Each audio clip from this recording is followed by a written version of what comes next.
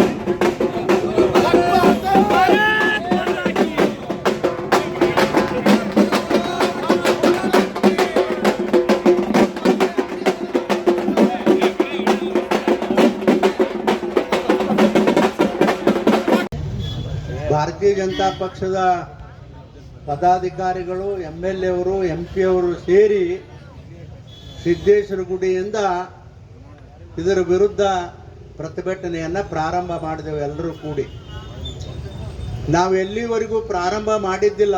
ಅರುಣ್ ಶಾಪೂರ್ ಅವರು ಹೇಳಿದ್ರಲ್ಲ, ಅದು ಯಾರಿಗೂ ಗೊತ್ತಿದ್ದಿದ್ದಿಲ್ಲ. ಇಡೀ ರಾಜ್ಯದಲ್ಲಿ ಇಂಥ ಎಲ್ಲ ಜಮೀನುಗಳು ಹೋಗ್ತಾವ ಅನ್ನೋದು ಯಾರಿಗೂ ಗೊತ್ತಿರಲಿಲ್ಲ.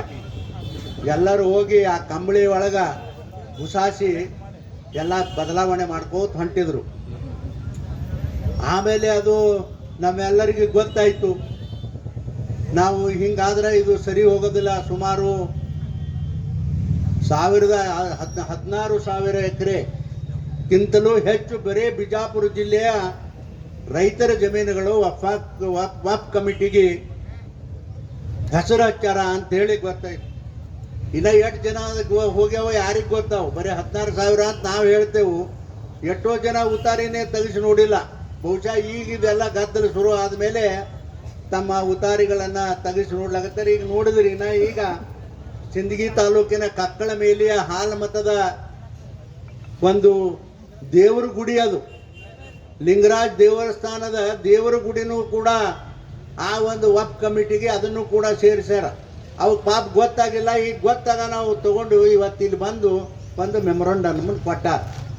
ಆದ್ರೆ ನಾ ಇಷ್ಟೇ ಹೇಳಲಿಕ್ಕೆ ಬಯಸ್ತೀನಿ, ಸರ್ಕಾರದ ಪ್ರತಿನಿಧಿಯಾಗಿ ಯಾವ ಕಾರಣಕ್ಕೂ ಹಿಂದೆನೂ ಕೂಡ ಎಲ್ಲರೂ ಹೇಳ್ಯಾರ, ಯಾವ ಕಾರಣಕ್ಕೂ ಕೂಡ ರೈತರ ಜಮೀನು ಹೋಗಿರಲಿ, ದೇವಸ್ಥಾನ ಜಮೀನುಗಳು ಹೋಗಿರ್ಲಿ, ಅಲ್ಪಸಂಖ್ಯಾತರ ಜಮೀನುಗಳು ಹೋಗಿರಲಿ, ಯಾರೇ ಹೋಗಿರಲಿ, ಈ ಒಂದು ಕಾನೂನು ಅಡಿಯಲ್ಲಿ ಯಾರೂ ಕಳೆಗುಂದಬೇಕಾಗಿಲ್ಲ, ಯಾರೂ ಚಿಂತೆಯನ್ನು ಮಾಡಬೇಕಾಗಿಲ್ಲ. ಅದು ನಮ್ಮೆಲ್ಲರ ಜವಾಬ್ದಾರಿ, ನಮ್ಮ ಸರ್ಕಾರದ ಜವಾಬ್ದಾರಿ. ಈಗಾಗಲೇ ನಮ್ಮ ಪ್ರಧಾನಮಂತ್ರಿಗಳು ಬಹಳ ದಿಟ್ಟವಾದ ನಿಲುವನ್ನು ತೆಗೆದುಕೊಂಡು ಹೋದ ಪಾರ್ಲಿಮೆಂಟ್ ಸೆಷನ್ನಲ್ಲಿ ಇದನ್ನು ಮೂವ್ ಮಾಡಿದರು. ಅಂದ್ರೆ ಪಾರ್ಲಿಮೆಂಟಿಗೆ ಅದನ್ನು ಮೂವ್ ಮಾಡಿದರು. ಆ ಸಂದರ್ಭದಲ್ಲಿ ವಿರೋಧ ಪಕ್ಷದವರು ಬಹಳ ಗಲಾಟೆ ಮಾಡಿದಾಗ ಅವಾಗ ಪ್ರಧಾನಮಂತ್ರಿಗಳು ಲಾ ಮಿನಿಸ್ಟ್ರಿಗೆ ಸೂಚನೆಯನ್ನು ಕೊಟ್ಟು ಇದನ್ನು ಜಾಯಿಂಟ್ ಪಾರ್ಲಿಮೆಂಟ್ ಕಮಿಟಿಗೆ ಇದನ್ನು ರೆಫರ್ ಮಾಡಿರಿ ಅಂತ ಹೇಳಿ ರೆಫರ್ ಮಾಡಿಸೋದ ಮೇಲೆ ನಮ್ಮಿಲ್ಲೇನು ಪ್ರತಿಭಟನೆ ಪ್ರಾರಂಭ ಆಗಿತ್ತು, ಅವಾಗ ಅಲ್ಲಿ ಅಧ್ಯಕ್ಷರು ಆಮೇಲೆ ಸದಸ್ಯ ನಮ್ಮ ತೇಜಸ್ವಿ ಸೂರ್ಯ ಅವರು ಕೂಡ ಇಲ್ಲಿ ನಮ್ಮ ಬಿಜಾಪುರ ಜಿಲ್ಲೆಗೆ ಬಂದು ನಮ್ಮನ್ನೆಲ್ಲ ಕೇಳಿ ಎಲ್ಲ ನಮ್ಮ ರೈತರ ಏನು ರೆಪ್ರೆಸೆಂಟೇಷನ್ ಬಸನಗೌಡರಿಗೆ ನಮಗೆ ಇಲ್ಲಿರ್ತಕ್ಕಂಥವ್ರು ಕೊಟ್ಟಿದ್ರು ಎಲ್ಲವನ್ನ ಕೂಡ ನಾವು ಕೊಡ್ತಕ್ಕಂಥ ಪ್ರಯಾಸ ಮಾಡಿದೆವು. ಅವಾಗೂ ಕೂಡ ಅವರು ಹೇಳಿದ್ದಾರೆ, ಇದು ಯಾವ ರೈತರು ಕೂಡ ನಿರಾಶರಾಗಬೇಡ್ರಿ, ನಿಮ್ಮ ಆಸ್ತಿಗಳನ್ನು ನಿಮಗೆ ಉಳಿಸ್ತಕ್ಕಂಥ ಕೆಲಸ ನಾವು ಮಾಡ್ತೇವೆ ಅಂತಕ್ಕಂಥದ್ದು ಬಹಳ ಸ್ಪಷ್ಟವಾಗಿ ಹೇಳಿದ್ದಾರೆ. ಅಲ್ರಿ, ಇದೇನು ಬೇಕಾಗಿತ್ತ? ಇದು ಯಾರಿಗೆ ಬೇಕಾಗಿತ್ತು?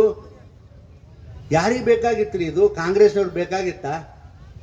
ನೀವು ಆ ಒಬ್ಬ ಜಮೀರ್ ಅಹ್ಮದ್ ಮಹಾಶಯನ ಇಲ್ಲಿ ಕಳಿಸಿ ಆ ಜಿಲ್ಲಾ ಮಂತ್ರಿಗೆ ಗೊತ್ತಿಲ್ದಂಗೆ ಜಿಲ್ಲಾದಾಗ ಒಬ್ಬ ಮಂತ್ರಿ ಮಾಡ್ತಾರೆ ಸರ್ಕಾರದಾಗ, ಆ ಜಿಲ್ಲಾ ಮಂತ್ರಿಗೂ ಕೂಡ ಗೊತ್ತಿರ್ಲಾರ್ದಂಗೆ ಮಾಡಿ ಇಲ್ಲಿ ಬರೋದು ಸಹಿತ ಗೊತ್ತಿಲ್ಲ, ಅವ್ರು ಹೇಳಿಲ್ಲ. ಇಲ್ಲಿ ಬಂದುಬಿಟ್ಟು ಅಲ್ಲಿ ಹೇಳಿದ್ರಲ್ಲ ಅರುಣ್ ಶಾಪುರ್ ಸಾಹೇಬರು, ಇಲ್ಲಿ ಒಂದು ಸಭೆಯನ್ನು ಮಾಡಿ ಎಲ್ಲ ಅಧಿಕಾರಿಗಳಿಗೆ ಬಾಯಿಗೆ ಬಂದಾಗ ಬೈದು ಇವೆಲ್ಲನೂ ಇಷ್ಟೇ ದಿವಸದೊಳಗೆ ಇವೆಲ್ಲನೂ ಎಂಟ್ರಿ ಆಗಬೇಕು ಅಂತಕ್ಕಂಥ ಬಹಳ ಒತ್ತಾಯ ಮಾಡಿ ಹೇಳಿ ಹೋದ್ಮೇಲೆ ಪಾಪ ಅಧಿಕಾರಿಗಳು ಅವು ಹೆದರ್ಕೊಂಡು ಎಲ್ಲ ತಾಲೂಕಿನಲ್ಲೂ ಕೂಡ ಎಷ್ಟು ಸಾಧ್ಯದನೋ ಅಷ್ಟನ್ನ ಎಂಟ್ರಿ ಮಾಡ್ತಕ್ಕಂಥ ಕೆಲಸ ಮಾಡಿದ್ರು. ಇದು ಬೇಕಾಗಿತ್ತ? ಅದನ್ನು ಸೇರಿಸ್ಬೇರೆ ಯಾಕೆ? ಇಡೀ ರಾಜ್ಯದ ತುಂಬ ದೇಶದ ತುಂಬ ಇದು ನಡಿಬೇಕಾರೆ ಯಾಕೆ? ಏನೂ ಅವಶ್ಯಕತೆ ಇರಲಿಲ್ಲ.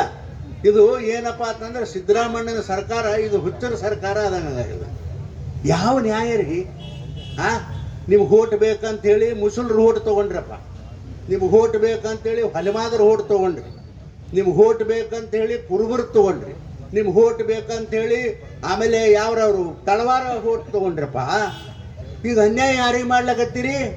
ಅವ್ರಿಗೆ ಮಾಡ್ಲಕತ್ತೀರಿ. ಯಾರಿಗೆ ಇದೇನು ಹೇಳ್ದಲ್ಲ, ಈ ಸಮಾಜಗಳಿಗೆ ಅನ್ಯಾಯ ಮಾಡ್ಲಕತ್ತೀರಿ. ನೋಡ್ರಿ, ಹರಿಜನರು ಅಕ್ಕ 32,000 ಕೋಟಿ ಅದನ್ನ ಎದಕ್ಕೋ ಬದಲಾವಣೆ ಮಾಡಿದ್ರಪ್ಪ. ಏನು ಬೇಕಾಗಿತ್ತ ಇದು? 32,000 ಕೋಟಿ ಹರಿಜನರು. ಆಮೇಲೆ ಹಿಂದುಳು ವರ್ಗದವ್ರದ್ದು ಅದ್ರದ್ದು ರೊಕ್ಕ ತಗೊಂಡ್ರಿ. ಆಮೇಲೆ ಈ ತಳವಾರ ಮಂದಿದೊಂದು ಕಾರ್ಪೊರೇಷನ್ ಅದಲ್ಲ, ಅದ್ರ ವಾಲ್ಮೀಕಿ ಕಾರ್ಪೊರೇಷನ್ದು ಅದ್ರದ್ದು 187 ಕೋಟಿ ರೊಕ್ಕ ತಗೊಂಡ್ರಪ್ಪ.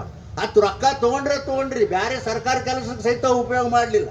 ಆ ಚೇರ್ಮನ್ ಮನೆಗೆ ಅವ್ರ ಮಂದಿ ಮಕ್ಕಳಿಗೆ ಉಪಯೋಗ ಮಾಡ್ತಕ್ಕಂಥ ಕೆಲಸ ಮಾಡಿದ್ರು. ಇದೆಲ್ಲ ಬೇಕಾಗಿತ್ತ ನಿಮಗ? ಇದು ಅಷ್ಟೇ ಅಲ್ರಿ, ಇವ್ರು ಮಾಡ್ತಕ್ಕಂಥ ಧ್ಯೇಯ ಕೃತ್ಯಗಳು ಭಾಳ ಅದಾವ ಈ ಸರ್ಕಾರದಲ್ಲಿ. ನೋಡ್ರಿ, ಅಂತಿಂಥ ಕೆಲಸ, ಒಂದು ಅಭಿವೃದ್ಧಿ ಕೆಲಸ ಇಲ್ಲ, ಒಂದು ಸುಡುಗಾಡಿಲ್ಲ, ಮಣ್ಣಿಲ್ಲ, ಇನ್ನು ಅಭಿವೃದ್ಧಿ ಕೆಲಸ ಮಾಡಿಲ್ಲ ಅಂತ ಜನ ತಗೊಂಡು ಗುದ್ದುತ್ತಾರ ಅಂಥೇಳಿ ಈ ಅವ್ರ ಎಮ್ ಎಲ್ ಎಗಳ ಪೂರಾ ವಿರುದ್ಧ ಅದಾರ. ಸ್ವಾಮಿ ಈಗ ಗಪ್ಪಾಗಿ ಕೂತಾರ. ಅವ್ರು ಎಲ್ಲರೂ ಒಬ್ಬರು ಇಬ್ಬರು ಅಲ್ಲ, ಈ ಕಮಿಟಿಗೂ ವಿರುದ್ಧ ಅಷ್ಟೇ ಅಲ್ಲ, ಈ ಸರ್ಕಾರಕ್ಕೆ ವಿರುದ್ಧ ಆಗ್ತಕ್ಕಂಥ ಯಾವಾಗ ಬಂಡಾಯ ಹೇಳ್ತಾರ ಅವ್ರಿಗೆ ಗೊತ್ತಾ. ಆದರೆ ಹೇಳ್ತಾರೇನು?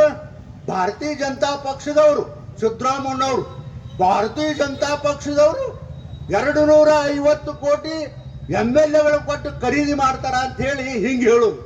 ಅದು ಎದಕ್ಕ? ಇದು ಡೈವರ್ಟ್ ಮಾಡ್ಲಕ್ಕ. ಈಗೇನು ಕಮಿಟಿದು ಹೇತ್ ರಾಡಿ ಮಾಡ್ಯಾರಲ್ಲ ರಾಜ್ಯದಾಗ, ಅದನ್ನ ಡೈವರ್ಟ್ ಮಾಡ್ಲಕ್ಕ ಭಾರತೀಯ ಜನತಾ ಪಾರ್ಟಿಯವರು 250 ಕೋಟಿ ರೂಪಾಯಿ ನಮ್ಮ ಎಮ್ ಎಲ್ ಎಗಳು ಕರೆ. ನಿಮ್ಮ ಎಮ್ ಎಲ್ ಎ ಕೇಳೋಕೆ ನಮ್ಗೆ ತಲೆ ಕೆಟ್ಟದ? ನಿಮ್ಮ ಎಮ್ ಎಲ್ ಎಗಳು ತಲೆ ಕೆಟ್ಟು ನಮ್ಮ ಪಾರ್ಟಿ ಸೇರ್ಲಕ್ಕೆ ತಯಾರಾಗ್ಯಾರ. ನಿಮಗೇನು ಗೊತ್ತದ ಅದೆಲ್ಲ? ನೋಡ್ರಿ, ಇದು ಒಂದೇ ಅಲ್ಲ, ಸಾಕಷ್ಟು ಹಗರಣಗಳದಾವ. ಏನು ನೋಡ್ರಿ, ಒಂದು ಅಭಿವೃದ್ಧಿ ಕೆಲಸ ಇಲ್ಲ. ಎಮ್ ಎಲ್ ಎಗಳು ಹೊಳಿ ಅಂತ ಉಗುಳಕತ್ತಾರ, ಕ್ಯಾಬಿನೆಟ್ ಮಂತ್ರಿಗಳು ಉಗುಳ್ದಾಗತ್ತಾರ. ನಮಗೂ ಹೇಳ್ತಾರೆ ಹಿಂದಿಂದ ಬಿಡಬೇಡ್ರಿ ಇವ್ರನ್ನ ಅಂತ ಹೇಳ್ತಾರೆ. ಅಲ್ಲೋ ಮಾರ, ನಾವು ನಮ್ಮ ರೈತರಿಗತ್ಲೆ ಕಚ್ಚಿ ಪಚ್ಚಿ ಹಾಕಿದ, ನಾವು ಬರೀ ಚೊಣ್ಣೆ ಹಾಕಿದೆವು. ಕಚ್ಚಿ ಹಾಕೋಣ ಅಂದ್ರೆ ನಾವು ಕಚ್ಚಿ ಹಾಕಲಕ್ಕಿಲ್ಲಪ್ಪ, ನಮ್ಮ ರೈತರ ಕೈಲೇ ಕಚ್ಚಿ ಹಾಕಿಸ್ತೇವತ್ತು. ನಾವು ಸೊಡ್ಡು ಹೊಡೆದು ಇವತ್ತು ನಮ್ಮ ರೈತರನ್ನ ತಯಾರು ಮಾಡಿದೆವು. ಬರ್ರಪ್ಪ, ಯಾರು ಬರ್ತೀರಿ ಗಂಡು ಮಕ್ಕಳು ನೀವು, ನಮ್ಮ ಹೊಲ ನಮ್ಮ ಅವ್ವ ಅಪ್ಪ ಕೊಟ್ಟ ಜಮೀನುಗಳಿಗೆ ಕೈ ಹಚ್ಚಿ ಬರ್ರಿ, ನಿಮ್ಮೊಂದು ಗಜ್ಜು ನೋಡ್ತೇವೆ ಅಂತೇಳಿ ಇವತ್ತು ಇಡೀ ರಾಜ್ಯ ತುಂಬ ನಮ್ಮ ರೈತರು, ನಮ್ಮ ಜಿಲ್ಲಾ ತುಂಬ ಇವತ್ತು ಗಂಡುಗಚ್ಚಿ ಹಾಕ್ಯಾರ. ಅವ್ರು ಹೇಳಿದ್ರೆ ನೀವು ಬ್ಯಾಡ್ರಿ ಸಾಹೇಬ್ರ, ನೀವು ಗಂಡುಗಚ್ಚಿಯನ್ನು ಹಾಕೋದು ಬೇಡ, ನಾವು ತಯಾರದಿದ್ದೇವೆ ಅಂತ ಹೇಳಿ ಗಂಡುಗಚ್ಚಿ ಹಾಕುತ್ತಾರೆ.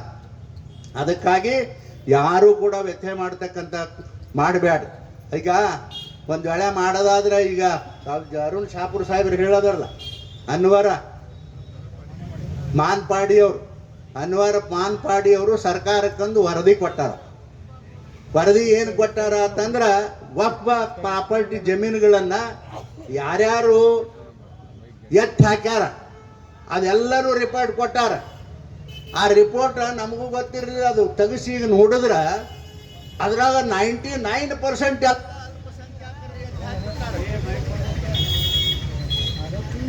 ಮಾನ್ಪಾಡಿಯವರು ಸರ್ಕಾರಕ್ಕೆ ರಿಪೋರ್ಟ್ ಕೊಟ್ಟಾರ.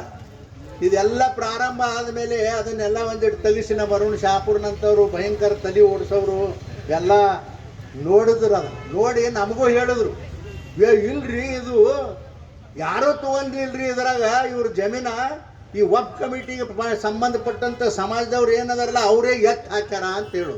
ಅವಾಗ ಗೊತ್ತಾದದ್ದು ಇದು. ಈಗ ನೋಡ್ರಿ, ಖರೆ ನಿಮಗೆ ಗಂಡಸ್ತನ ಇದ್ರ ಸಿದ್ದರಾಮಣ್ಣ, ನಿನ್ನ ದನಿ ಎತ್ತರದ ನೋಡ್ತೀನಿ ಒಂದು ಗಜ್ಜ. ನಿನಗೇನಾದರೂ ಅಷ್ಟು ಶಕ್ತಿ ಇದ್ದಿದ್ರ ಅನ್ವರ್ ಮಾನ್ಪಾಡಿ ಅವ್ರು ಏನು ನಿನಗೆ ರಿಪೋರ್ಟ್ ಕೊಟ್ಟಾರ ಸರ್ಕಾರಕ್ಕೆ, ಆ ರಿಪೋರ್ಟನ್ನ ಇಂಪ್ಲಿಮೆಂಟ್ ಮಾಡೋದರೆ ಮಾಡು, ಒಂದು ಮಾಡು. ಅದು ನಿನಗೆ ತಾಕತ್ತಿಲ್ಲ ಅಂದ್ರೆ CBI ಕಳಿಸು. ನಮ್ಮ ಮೋದಿ ಸಾಹೇಬ್ ಗಂಡಸದ ನಾವು ಏನು ಮಾಡ್ತಾನ ನೀವು ಅದೆಲ್ಲ ಬಿಟ್ಟು ಕುಯ್ ಕುಯ್ ಕುಯ್ ಕುಯ್ ಅಂತ ಹೇಳಿ ನೆಳ್ಳಾಡಿದ್ರೆ ಆಗೋದಿಲ್ಲ ಸಾಹೇಬ್ರ. ನನಗೆ ಇದೆಲ್ಲ ನೋಡಿ ಅನಿಸ್ತದೆ, ಇನ್ನು ಭಾಳ ದಿವಸ ಇವರು ಈ ಸರ್ಕಾರ ಮುಂದಕ್ಕೆ ಹೋಗ್ತದ ತನ್ಸನ್. ಎಷ್ಟು ಮಂದಿ ಪಾಪ ಕಟ್ಕೋತೀರಿ? ಬರೀ ನಮ್ಮ ಜಿಲ್ಲಾದಾಗ 26,000 ಎಕರೆ ಕುಟುಂಬಗಳ ಪಾಪ ಕಟ್ಕೊಂಡಿರಿ. ಇನ್ನು ರಾಜ್ಯದಾಗ ಎಷ್ಟು ಜನರು ಕಟ್ಕೊಂಡಿರ್ಬೇಕು ನೀವು? ಅದಕ್ಕಾಗಿ ಭಾಳ ಸಮೀಪ ಬಂದದ ಅಂಥೇಳಿ ನಮಗೆ ಅನಿಸ್ಲಾಕತ್ತದ ಅಂಥೇಳಿ ಈ ಸಂದರ್ಭದಲ್ಲಿ ನಾನು ಹೇಳಿ, ಇವತ್ತು ಜಿಲ್ಲೆಯ ಎಲ್ಲ ರೈತರ ಜವಾಬ್ದಾರಿಯನ್ನು ಲೋಕಸಭಾ ಸದಸ್ಯರ ತಲೆ ಮೇಲೆ ಹಾಕಿರಪ್ಪ. ನಾನು ಅದಕ್ಕೆಲ್ಲದಕ್ಕೂ ತಯಾರದೀನಿ, ನಾ ಗಟ್ಟಿದ್ದೀನಿ. ಸಾಕಷ್ಟು ಎಷ್ಟಾದರೂ ನೀವು ಹೊರಿಸಿದ್ರು ಕೂಡ ಅದು ನನಗೆ ವಾಜ್ಯ ಆಗ್ಯದ ಅಂಥೇಳಿ ಈ ಸಂದರ್ಭದಾಗ ಮಾತ್ರ ಅನ್ನಂಗಿಲ್ಲ. ಬೇರೆ ಸಂದರ್ಭದಾಗ ನಾನು ಅನ್ಬೋದು, ಬಟ್ ಈಗೇನು ರೈತರಿಗೆ ಏನು ತೊಂದರೆ ಆಗ್ಯದಲ್ಲ, ಈ ಸಂದರ್ಭದಾಗ ನೀವು ಬೇಕಾದಷ್ಟು ನನಗೆ ಹೊರಿಸ್ರಿ. ಆ ಹೊತ್ಕೊಂಡು ಹೋಗ್ತಕ್ಕಂಥ ಶಕ್ತಿ ಭಗವಂತ ನಾನು ಕೊಟ್ಟಾನ ಅಂಥೇಳಿ ಈ ಸಂದರ್ಭದಲ್ಲಿ ಹೇಳಿ, ಈ ಒಂದು ಏನು ವಿವಾದ ಅದ ಇವತ್ತು 2 ದಿವಸಗಳವರೆಗೂ ಕೂಡ ಇಡೀ ರಾಜ್ಯದಲ್ಲಿ ಎಲ್ಲ ಜಿಲ್ಲೆಗಳಲ್ಲಿ ಈ ಪ್ರತಿಭಟನೆ ಆಗಬೇಕು ಅಂತ ಹೇಳಿ ಪಕ್ಷದ ನಾಯಕರೇನೊಂದು ಸೂಚನೆಯನ್ನು ಕೊಟ್ಟಿದ್ರು. ಆ ಸೂಚನೆ ಪ್ರಕಾರ ನಮ್ಮ ರಾಮನಗೌಡರು ನಮ್ಮೆಲ್ಲರನ್ನ ಕರೆಸಿ ಇವತ್ತು ಕೂಡ ಹಾಕಿ ಇದನ್ನು ಮಾಡ್ಲಕತ್ತಾರ. ಇದು ಬಹಳ ಒಳ್ಳೆಯ ಕೆಲಸ ಅಂತೇಳಿ ನಾನು ಈ ಸಂದರ್ಭದಲ್ಲಿ ನಾನು ಹೇಳಿ, ನಾಳೆ ಬರ್ತಕ್ಕಂಥ ಲೋಕಸಭಾ ಅಧಿವೇಶನ ಪ್ರಾರಂಭ ಆಗ್ತದ. ಆ ಅಧಿವೇಶನದಲ್ಲಿ ಬಹುಶಃ ನನಗನ್ನಿಸ್ತದ ಇಡೀ ದೇಶದಲ್ಲಿ ಇದು ಬಹಳ ಮುಖ್ಯವಾಗಿರ್ತಕ್ಕಂಥ ಸಬ್ಜೆಕ್ಟ್ ಅಂತ ಹೇಳಿ ನನಗನ್ನಿಸ್ತದೆ. ಇವತ್ತು ನೋಡಿದ್ದೀನಿ, ಯಾವುದೋ ಪೇಪರು ಕೂಡ ಬಂತು, ಈ ಸಲ ಪಾರ್ಲಿಮೆಂಟ್ನಲ್ಲಿ ಲೋಕಸಭೆಯಲ್ಲಿ ಇದು ಖಂಡಿತವಾಗಿ ಬರ್ತದ, ಪ್ರಧಾನಮಂತ್ರಿಗಳ ಸೂಚನೆ ಕೊಟ್ಟಾರ ಅಂತಕ್ಕಂಥದ್ದು ಕೂಡ ನನಗೆ ಹೇಳ್ಯಾರ. ಅದು ಏನೇ ಆಗಿರಲಿ, ನಾನು ಒಬ್ಬನೇ ಅಲ್ಲ, ಇದು ಜೋಡಿ ಇನ್ನೂ ಭಾಳ ಜನ ಅದಾರ. ಮಹಾರಾಷ್ಟ್ರದಾಗೂ ಅದಾರ, ದಿಲ್ಲಿಯಾಗೂ ಅದಾರ, ಹೈದರಾಬಾದ್ದಾಗೂ ಅದಾರ, ತುಮಕೂರಾಗೂ ಅದಾರ. ಆಮೇಲೆ ಎಲ್ಲ ಅಲ್ರಿ, ಎಷ್ಟು ನಾಚಿಕ್ ಗೇಡಿ ಕೆಲಸ ರೀ. ಹೋಲಿ ಮಾರಾಯ, ನಮ್ಮ ಯಾರಿಗೆ ಜಮೀನು ಯಾರ್ಯಾರು ತಗೋಬೇಕು, ಹೋಗಿಬಿಟ್ಟು ಅವನವನ ಕುರುಬರು ಪಾಪ ಬಡವ್ರ ಜಮೀನ ಅವ್ರ ದೇವಸ್ಥಾನ ಸಹಿತ ನುಂಗ್ಲಾಕ್ ಹೊಂಟಿದಲ್ಲ. ಹೋ ಮಾರಾಯ ನೀನು, ಆ ಜಮೀನು ಅಮ್ಮದು ಒಂದು ಸ್ವಲ್ಪ ಬುದ್ಧಿ ಹೇಳಬಾರ್ದಾಗಿತ್ತ ನೀನು. ಸರ್ಕಾರಿ ಇಂಥ ಜಮೀನುಗಳು, ದೇವಸ್ಥಾನ ಜಮೀನು, ನಮ್ಮ ಮಠಾಧೀಶರು ನೋಡ್ರಿ ಪಾಪ ಅವು ಒಡ್ಡಾಡ್ಲಾಕತ್ತವ ಎಲ್ಲ ಮಠಗಳಿಗೆ. ಅಲ್ಲ, ಯಾರೋ ನಮ್ಮ ಹಿಂದಿನ ಪೂರ್ವಜರು ದಾನ ಕೊಟ್ಟವ ಆ ಮಠಕ್ಕೆ, ಆ ಜಮೀನಿಗೂ ನಮ್ಗೆ ಪ್ರಾಪರ್ಟಿ ಅಂತ ಹೇಳ್ತೀರಪ್ಪ. ಯಾವ ನ್ಯಾಯ ಇರಬೇಕು? ಸಿದ್ದರಾಮಣ್ಣವರೇ, ಇದು ಸರಿ ಅಲ್ಲ ಅಂತಕ್ಕಂಥ ಮಾತವನ್ನು ಬಹಳ ಸ್ಪಷ್ಟವಾಗಿ ಈ ಸಂದರ್ಭದಲ್ಲಿ ಹೇಳಿ, ನಾಳೆ ನಡೆಯತಕ್ಕಂಥ ಏನು ಲೋಕಸಭಾ ಏನು ಒಂದು ಅಧಿವೇಶನ ನಡೀತದ, ಸಂಪೂರ್ಣ ನಾನು ಈಗಾಗಲೇ ಅಲ್ಲಿರ್ತಕ್ಕಂಥ ನನ್ನ PA ಫೋನ್ ಮಾಡಿ ಎಲ್ಲ ಏನೇನು ಬೇಕು ಎಲ್ಲನೂ ಕೂಡ ನಾನು ಇಲ್ಲಿಂದನೇ ಕೂತು ಕೊಟ್ಟು ಕಳಿಸಿದ್ದೀನಿ. ಅವೆಲ್ಲವೂ ಕೂಡ ಅದನ್ನು ಸರಿ ಮಾಡ್ತಾರೆ ಅವರು. ನನ್ನ ಪಾಲಿನ ಡ್ಯೂಟಿ ನಾನು ಲೋಕಸಭೆಯಲ್ಲಿ ಮಾಡ್ತೀನಿ ಅಂತಕ್ಕಂಥ ಮಾತವನ್ನು ಈ ಸಂದರ್ಭದಲ್ಲಿ ಹೇಳಿ, ನಮ್ಮ ನಾಯಕರು ಅತ್ಯಂತ ಈ ವಿಷಯದಲ್ಲಿ ಭಾಳ ಗಟ್ಟಿಯಾಗಿದ್ದಾರೆ. ಯಾರು? ನರೇಂದ್ರ ಮೋದಿಯವರು ಎಲ್ಲರೂ ಈ ವಿಷಯದಲ್ಲಿ ಭಾಳ ಗಟ್ಟಿಯಾಗಿದ್ದಾರೆ. ಇದು ಖಂಡಿತವಾಗಿ ಏನು ಎಲ್ಲರೂ ಹೇಳಿದ್ರಿ, 1974-75ನೇ ಇಸ್ವಿನಲ್ಲಿ ಏನು ಒಂದು ಆರ್ಡರನ್ನು ಸರ್ಕಾರದವರು ವಿಧೇಯವನ್ನು ಹೊರಡಿಸ್ಯಾರ, ಅದು ಹೋಗೋ ತನಕ ಲೋಕಸಭೆಯಲ್ಲಿ ಅದು ಮಂಜೂರಾಗೋ ತನಕ ನಾನು ಬಿಡೋದಿಲ್ಲ ನಾವು ಯಾರು ಅಂತಕ್ಕಂಥ ಮಾತವನ್ನು ಬಹಳ ಸ್ಪಷ್ಟವಾಗಿ ಸಂದರ್ಭದಲ್ಲಿ ಹೇಳಿ, ಅದಕ್ಕೆ ದಯವಿಟ್ಟು ನಾ ಕೈ ಮುಗಿತೀನಿ ಎಲ್ಲ ಕಾರ್ಯಕರ್ತರಿಗೆ. ಕೊನೆ ಪಕ್ಷ ಇವತ್ತು ಬೆಳಿಗ್ಗೆಯಿಂದನೂ ನೀವು ಅದಿರಿ, ಸಾಯಂಕಾಲ ಎಲ್ಲಿವರೆಗೂ ಆ ರಾಮನಗೌಡರು ಹೇಳ್ತಾರೆ ಸಂಜೆ 5ರವರೆಗೂ ನಿಮ್ಮ ಕೈ ಮುಗಿತೀನಿ. ಎಲ್ಲ ಕಾರ್ಯಕರ್ತರು, ನಮಗೆಲ್ಲರಿಗೆ ಪಕ್ಷದ ಕಾರ್ಯಕರ್ತರು ಇದಕ್ಕೆ ಅವರಿಗೆ ಸಹಕಾರ ಮಾಡಬೇಕು ಅಂತಕ್ಕಂಥ ವಿನಂತಿಯನ್ನು ಈ ಸಂದರ್ಭದಲ್ಲಿ ನಾನು ಮಾಡಿಕೊಂಡು ದಯವಿಟ್ಟು ತಮ್ಮೆಲ್ಲರಿಗೆ ವಂದಿಸಿ ನಾನು 2 ಮಾತು. ನಮ್ಮ ಭೂಮಿ ನಮ್ಮ ಭೂಮಿ ನಮ್ಮ ಭೂಮಿ. ಇವತ್ತು ಭಾರತೀಯ ಜನತಾ ಪಕ್ಷದ ರಾಜ್ಯದ ಅಧ್ಯಕ್ಷ ಆಗಿರ್ತಕ್ಕಂಥ BY ವಿಜೇಂದ್ರ ಅವರ ಸೂಚನೆ ಮೇರೆಗೆ ಇಡೀ ರಾಜ್ಯದಲ್ಲಿ ಎಲ್ಲ ಜಿಲ್ಲಾ ಕೇಂದ್ರಗಳಲ್ಲಿ ಜಿಲ್ಲಾ ಅಧಿಕಾರಿಗಳ ಕಚೇರಿ ಮುಂದೆ ಧರಣಿ ಮಾಡಬೇಕಂತ ಸೂಚನೆ ಕೊಟ್ಟಿರುವ ಹಿನ್ನೆಲೆಯಲ್ಲಿ ಇವತ್ತು ಹಮ್ಮಿಕೊಂಡಿರ್ತಕ್ಕಂಥ ಈ ಹೋರಾಟದಲ್ಲಿ ಭಾಗಿಯಾಗಿ ಇಲ್ಲಿವರೆಗೆ ನಮ್ಮನ್ನೆಲ್ಲರನ್ನು ಉದ್ದೇಶಿಸಿ ಮಾತನಾಡಿರ್ತಕ್ಕಂಥ ಜನಪ್ರಿಯ ಸಂಸದರು, ಕೇಂದ್ರದ ಮಾಜಿ ಸಚಿವರು, ನಮ್ಮೆಲ್ಲರ ಹಿರಿಯ ನಾಯಕರಾದಂಥ ಸನ್ಮಾನ್ಯ ರಮೇಶ್ ಜಿಗಜಿಣಗಿ ಸಾಹೇಬ್ರವರೇ, ವೇದಿಕೆ ಮೇಲೆ ಆಸೀನರಾಗಿರ್ತಕ್ಕಂಥ ಎಲ್ಲ ಗೌರವಾನ್ವಿತ ಮಾಜಿ ಸಚಿವರು, ಮಾಜಿ ಶಾಸಕರು, ಭಾರತೀಯ ಜನತಾ ಪಕ್ಷದ ಎಲ್ಲ ಗೌರವಾನ್ವಿತ ಮುಖಂಡರು, ಎಲ್ಲ ಆದರಣೀಯ ಪದಾಧಿಕಾರಿಗಳು ಹಾಗೂ ಎಲ್ಲ ವಿವಿಧ ಮಂಡಲ ವಿಧಾನಸಭಾ ಕ್ಷೇತ್ರಗಳಿಂದ ಆಗಮಿಸಿರ್ತಕ್ಕಂಥ ರೈತ ಬಂಧುಗಳೇ, ಶ್ರದ್ಧೆಯ ತಾಯಂದಿರೇ, ಇದೀಗ ತಾನು ಆಗಮಿಸಿರ್ತಕ್ಕಂಥ ಮಾಜಿ ಸಚಿವರಾಗಿರ್ತಕ್ಕಂಥ SK ಬೆಳ್ಳೂಬಿ ಸಾಹೇಬ್ರವರೇ ಹಾಗೂ ಎಲ್ಲ ಪತ್ರಿಕಾ ಮಾಧ್ಯಮದ ಸ್ನೇಹಿತರೆ,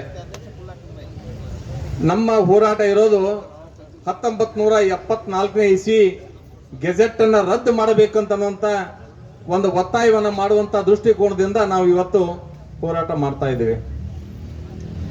ಇವತ್ತು ಇದೀಗ ತಾನೇ ನಮ್ಮ ಕಕ್ಕಳಮೇಲಿ ಗ್ರಾಮದ ರೈತ ಬಂಧುಗಳು, ಸಿಂದಗಿ ತಾಲೂಕಿನ ಕಕ್ಕಳಮೇಲಿ ಹಾಲಮತ ಸಮಾಜದ ಬಂಧುಗಳು ಬಂದು ಒಂದು ಮನವಿಯನ್ನ ಕೊಟ್ಟರು.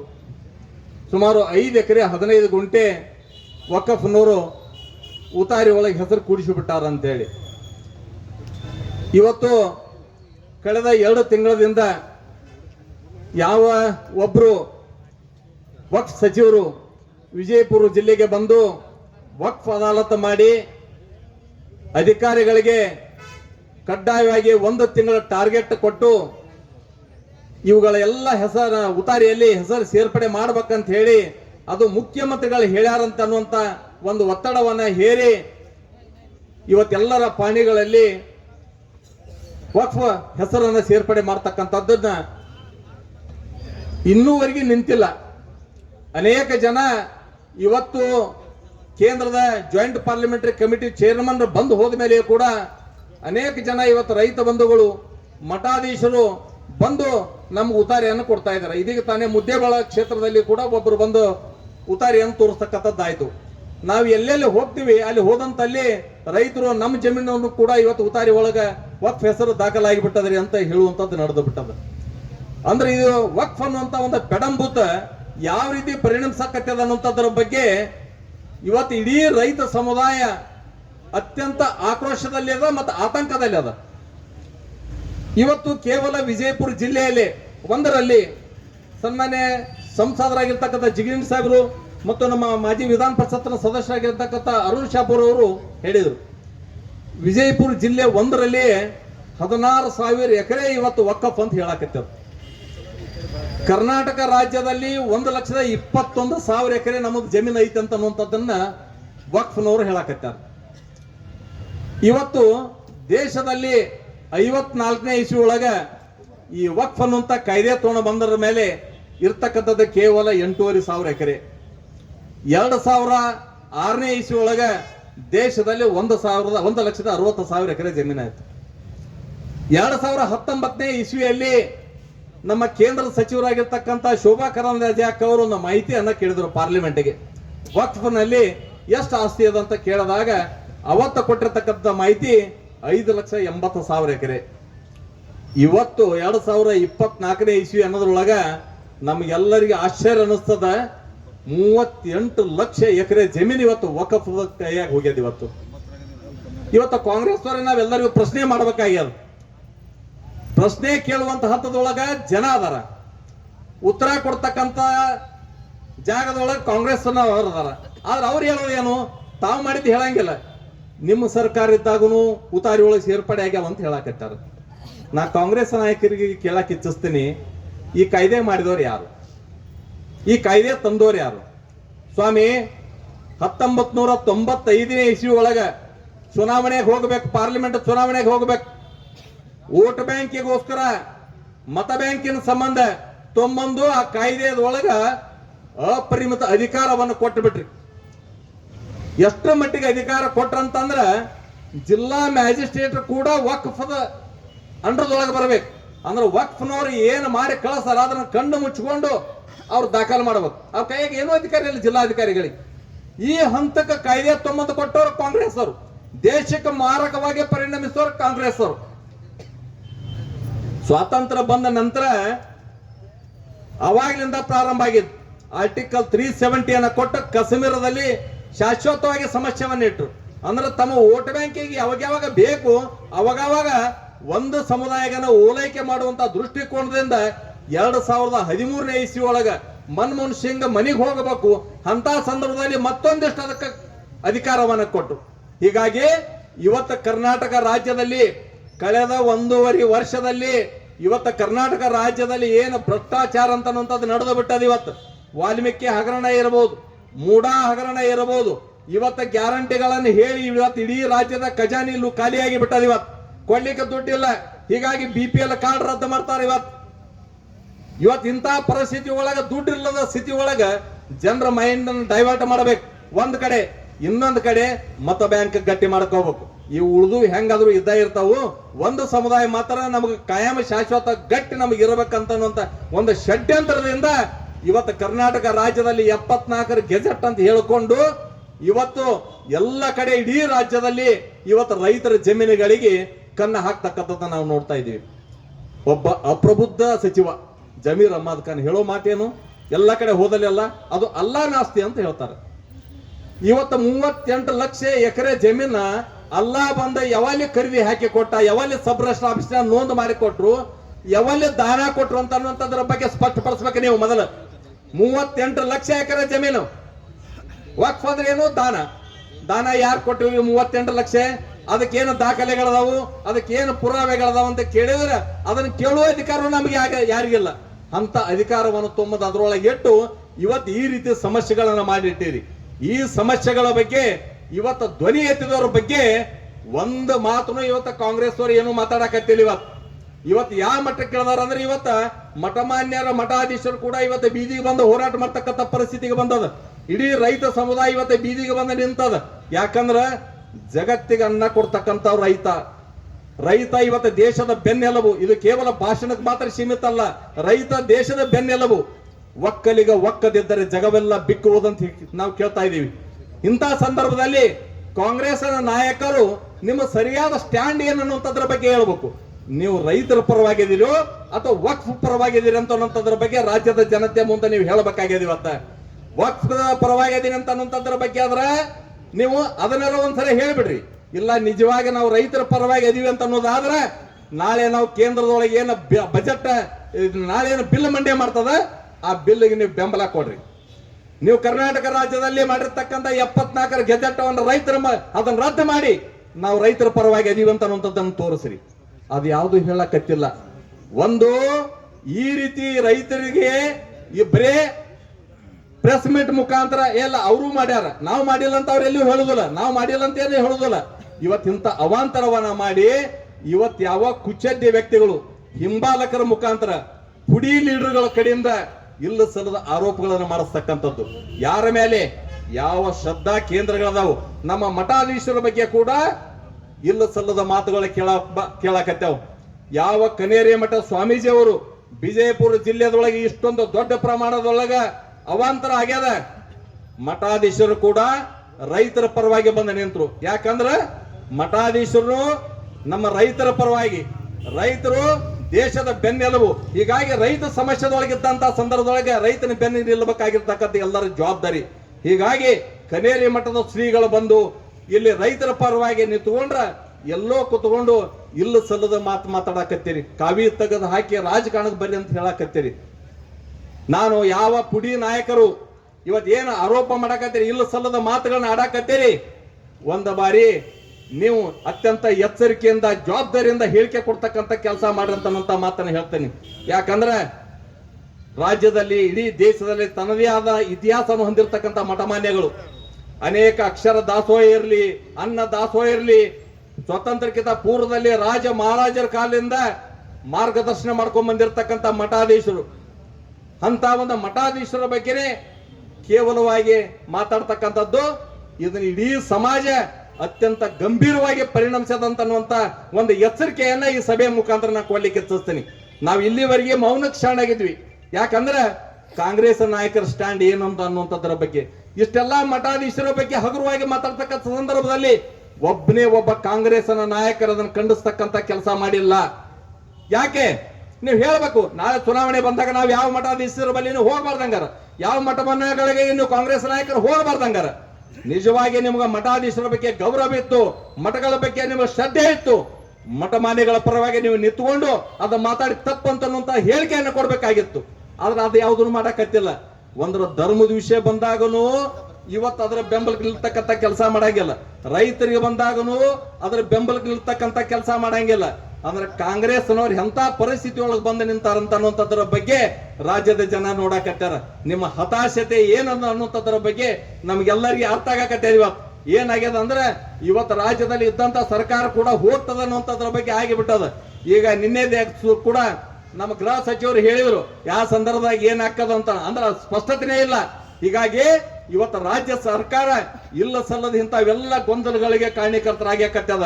ಇವತ್ತ ನಾನು ಯಾರ್ಯಾರು ಏನೇನು ಹೇಳಿಕೆ ಕೊಡಾಕತ್ತೀರಿ, ಸಮಾಜ ಎಲ್ಲವನ್ನು ಸೂಕ್ಷ್ಮವಾಗಿ ಗಮನಿಸಕತ್ತದ. ಭಾರತ ದೇಶ ಎಲ್ಲವನ್ನು ಗಮನಿಸ್ಕೊಂಡು ಬಂದಿರತಕ್ಕಂಥದ್ದು, ಎಲ್ಲವನ್ನು ಮೆಟ್ಟಿ ನಿಲ್ಲತಕ್ಕಂಥ ಕೆಲಸ ಈ ಮಣ್ಣಿನಲ್ಲಿ ಈ ನೆಲದಲ್ಲಿ ಅದ. ಹಿಂಗಾಗಿ ಪರಿಸ್ಥಿತಿ ಯಾವುದೇ ಬರಲಿ ಏನೇ ಬಂದು ಅದು ಎದುರಿಸತಕ್ಕಂಥ ಶಕ್ತಿ ತಾಕತ್ತು ಅದು ರೈತ ಸಮುದಾಯಕ್ಕದ, ಈ ದೇಶದ ಮಣ್ಣಿನೊಳಗದ. ಹೀಗಾಗಿ ನಮ್ಮ ರೈತ ಬಂಧುಗಳಿಗೆ ನಾನು ವಿನಂತಿಯನ್ನು ಮಾಡ್ತೇನೆ, ನೀವು ಯಾರು ಅಂಜುವಂತ ಅವಶ್ಯಕತೆ ಇಲ್ಲ, ನೀವು ಯಾರು ಅಂಜುವಂತದ್ದು ಏನಿಲ್ಲ. ಇಡೀ ಭಾರತೀಯ ಜನತಾ ಪಾರ್ಟಿ ರೈತರ ಬೆನ್ನ ಎಲುಬಾಗದ. ಯಾರ್ಯಾರು ವಕ್ಫ್ ಅಂತ ಅನ್ನುವಂಥದ್ದನ್ನ ಹಿಡ್ಕೊಂಡು ಯಾರಾದ್ರೂ ಜಮೀನು ಕೈ ಹಾಕಾಕ ಊರಿಗೆ ಬಂದ್ರ ಅವ್ನ ಅಲ್ಲೇ ತೆಗ್ಗ ತೋಡಿಕೆ ಚಿಂದ ಅವ್ರ ಮುಚ್ಚಿ ಬಸವಣ್ಣನ ಇರ್ತಕ್ಕಂಥ ಕೆಲಸ ನಮ್ಮ ರೈತರು ಮಾಡ್ಬೇಕು. ಹೀಗಾಗಿ ನಾವೆಲ್ಲರೂ ನಿಮ್ ಜೊತೆಗಿದ್ದೇವೆ, ಬರೇ ನಿಮ್ಮನ್ನ ನಿಲ್ಲಿಸ್ತೀವಿ ಅಂತಲ್ಲ, ನಾವು ಇಡೀ ಭಾರತೀಯ ಜನತಾ ಪಕ್ಷ ನಿಮ್ ನಿಮ್ಮ ಬೆನ್ನಿಗೆ ನಿಲ್ತೇವೆ. ನಿಮ್ಮ ನ್ಯಾಯ ಕೊಡುವಂತ ದೃಷ್ಟಿಕೋನದಿಂದ ಏನೇನು ಮಾಡ್ಬೇಕಾಗ್ಯದ ಆ ಕೆಲಸ ಭಾರತೀಯ ಜನತಾ ಪಕ್ಷ ಪೂರ್ಣ ಪ್ರಮಾಣದಾಗ್ಯದ ಮಾಡ್ತದ ಅನ್ನುವಂತ ಒಂದು ಮಾತನ್ನ ಈ ಸಂದರ್ಭದಾಗ ಹೇಳಿ, ಮೊನ್ನೆ ಜಾಯಿಂಟ್ ಪಾರ್ಲಿಮೆಂಟರಿ ಕಮಿಟಿಯವರು ಬಂದು ನಮ್ಮ ಅಹವಾಲುವನ್ನು ಕೂಡ ಕೇಳಿ ಹೋಗಿದ್ದಾರೆ. ಇವತ್ತು ನಮ್ಗ ಆಶಾದಾಯಕ ಅಂದ್ರೆ ಇವತ್ತು ನಮ್ಮ ಲೋಕಸಭಾ ಸದಸ್ಯ ಜಿಗಜಿಣ ಸಾಹೇಬ್ರು ಹೇಳಿದ್ರು ಇವತ್ತು ಅದನ್ನ ಬಿಲ್ ಮಂಡನೆ ಮಾಡ್ತಕ್ಕಂಥದ್ದು ನಡೆದದ ಅಂತ ಹೇಳಿ.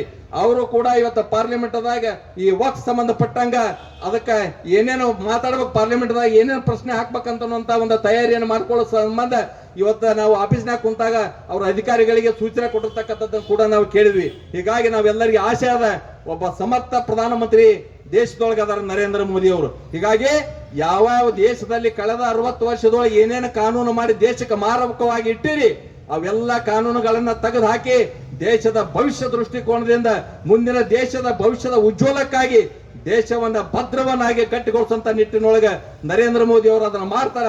ಆ ವಿಶ್ವಾಸವನ್ನು ಎಲ್ಲರೂ ಇಡಬೇಕು. ಎಲ್ಲಿವರೆಗೆ ಗೆಜೆಟ್ ರದ್ದು ಮಾಡಂಗಿಲ್ಲ, ಎಲ್ಲಿವರೆಗೆ ಕಾಯ್ದೆಗಳನ್ನ ತೆಗೆದು ಹಾಕಂಗಿಲ್ಲ, ಅಲ್ಲಿ ತರಿಗೆ ನಮ್ಮ ಹೋರಾಟ ನಿಲ್ಲಾಗಿಲ್ಲ ಅಂತ ಅನ್ನುವಂತ ಮಾತನ್ನ ಈ ಸಂದರ್ಭದಾಗ ಹೇಳಿ, ಹೋರಾಟದಲ್ಲಿ ಭಾಗಿಯಾಗಿರ್ತಕ್ಕಂಥ ಎಲ್ಲ ಹಿರಿಯರಿಗೆ ತಮಗೆಲ್ಲರಿಗೆ ಒಂದಿಷ್ಟು ನಾನು ಮಾತು ವಿರಾಮ ಮಾಡ್ತೇನೆ. ಜೈ ಹಿಂದ್, ಜೈ ಕರ್ನಾಟಕ. ಹೋರಾಟದ ಬಗ್ಗೆ ನಾನು ಇಷ್ಟೇ ಹೇಳ್ತೀನಿ. ಈ ಸಂದರ್ಭದಾಗ 1974ರಲ್ಲಿ ಏನು ಸರ್ಕಾರ ಗೆಜೆಟ್ ಹೊರಡಿಸಿತ್ತು, ಆ ಗೆಜೆಟ್ನ ತಗೊಳ್ಳೋವರೆಗೂ ನಮ್ಮ ಹೋರಾಟ ನಿಲ್ಲದಿಲ್ಲ, ಇದು ಹೋರಾಟ ನಡೀತದ ಅಂತೇಳಿ ನಾನು ಹೇಳಲಿಕ್ಕೆ ಬಯಸ್ತೇನೆ. ಬಿಜೆಪಿ ಅಧಿಕಾರ ಇದ್ದಾಗೂ ಕೂಡ ನೋಟಿಸ್ ಕೊಟ್ಟಿದ್ದು ಅವ್ರು ಆರೋಪ ಮಾಡ್ತಾ ಇದ್ದಾರೆ ಕಾಂಗ್ರೆಸ್. ನೋಡ್ರಿ, ಬಿಜೆಪಿ ಇದ್ದಾಗ ಕೊಟ್ಟದ್ದಂತೂ ನಿಜ, ಆದ್ರೆ ಈ ರೈತರ ಜಮೀನುಗಳಿಗೆ ಅವ್ರು ಯಾರು ಕೊಟ್ಟಿಲ್ಲ. ಯಾರು ಹಿಂದೆ ಏನು ವಫ್ ಕಮಿಟಿಗೆ ದಾನ ಮಾಡಿದ್ರು, ಆ ದಾನ ಮಾಡಿದ್ದು ಜಮೀನುಗಳು ಬಹಳ ಮುಣುಗ್ಸ್ಯಾರ ಅನ್ನೋದು, ತಿಂದು ಹಾಕ್ಯಾರ ಅನ್ನೋ ಒಂದು ಕಾರಣಕ್ಕಾಗಿ ಆಮೇಲೆ ನೋಟಿಸ್ಗಳನ್ನು ಕೊಟ್ಟಾರ. ಒಂದು. ಎರಡನೇದ್ದು, ರೈತರಿಗೇನು ಕೊಟ್ಟಿಲ್ಲ, ಯಾರಿಗೆ ಆ ವಫ್ ಸಂಬಂಧಪಟ್ಟಿರ್ತಕ್ಕಂಥ ಆಸ್ತಿಗಳ ಬಗ್ಗೆ ಮಾತ್ರ ನೋಟಿಸ್ ಕೊಡ್ತಕ್ಕಂಥ ಕೆಲಸ ನಮ್ಮ ಸರ್ಕಾರ ಹಿಂದೆ ಮಾಡ್ಯದ ಅಂತೇಳಿ ನಾನು ಹೇಳಿ. ಬಟ್ ಈ ವಕ್ಫ್ ಕಾಯ್ದೆ ರದ್ದಾಗುವವರೆಗೂ ನಿಮ್ಮ ಹೋರಾಟ ಮುಂದುವರಿತದೆ. ಹೌದು, ಇದು ಹೋರಾಟ ನಿಲ್ಲದಿಲ್ಲ. ಎಲ್ಲಿವರೆಗೂ ಏನು ಇದು 1974ರ ಗೆಜೆಟ್ಟು ಇದು ವಾಪಸ್ ಸರ್ಕಾರ ತಗೊಳ್ಳೋದಿಲ್ಲ, ಅಲ್ಲಿವರೆಗೂ. ಅಥವಾ ಅವರಿಗೆ ತಗೊಳ್ಳಕ್ ಆಗದೆ ಇದ್ರು ಈಗ ಪಾರ್ಲಿಮೆಂಟ್ನಲ್ಲಿ ಖಂಡಿತವಾಗಿ ಆ ಏನು ಒಂದು ವಿಧೇಯಕ ಬರ್ಲಾಕತ್ತದ ಈ ವಫ್ ಕಮಿಟಿದು, ಅದಕ್ಕೆಲ್ಲರೂ ಕೂಡ ಸಪೋರ್ಟ್ ಮಾಡ್ತಕ್ಕಂಥ ಕೆಲಸ ಮಾಡ್ತಾರೆ. ಇವನ್ನು ಕಾಂಗ್ರೆಸ್ಸಿನ ಲೋಕಸಭಾ ಸದಸ್ಯರುಗಳು ಬಹಳರು ಕೂಡ ಇದ್ರ ಪರವಾಗಿ ಅದಾರ, ಅವರು ಕೂಡ ಸಹಕಾರ ಮಾಡ್ತಾರೆ. ಇಲ್ಲಾಂದ್ರೆ ಎದ್ದು ಹೊರಗೆ ಹೋಗ್ತಾರ ಬಹುಶಃ ಅಂತೇಳಿ ನನಗೆ ಅನಿಸ್ತದ. ವಕ್ಫ್ ಅಮೆಂಡ್ಮೆಂಟ್ ಬಿಲ್ ಈ ಸರಿ ಸಂಸತ್ತಲ್ಲಿ ಜಾರಿ ಆಗತ್ತಾ? ಅದು ಹಾಗೆ ಆಗ್ತದ್ರಿ, ಹಾಗೆ ಆಗ್ತದ. ಕಮಿಟಿ ರಿಪೋರ್ಟ್ ಸಹಿತನು ಚೇರ್ಮನ್ರು ಸರ್ಕಾರಕ್ಕೆ ಒಪ್ಸ್ಯಾರ ಅಂತೇಳಿ ನನಗೆ ತಿಳಿದು ಬಂದದ. Yes sir. Thank you. ನಾಳೆ ಲೋಕಲ್ लेटेस्ट न्यूज अपडेट्स के लिए YouTube एक्सप्रेस को सब्सक्राइब कीजिए, साथ में बेल आइकॉन को भी क्लिक कीजिए, साथ ही साथ लाइक, शेयर और कमेंट करना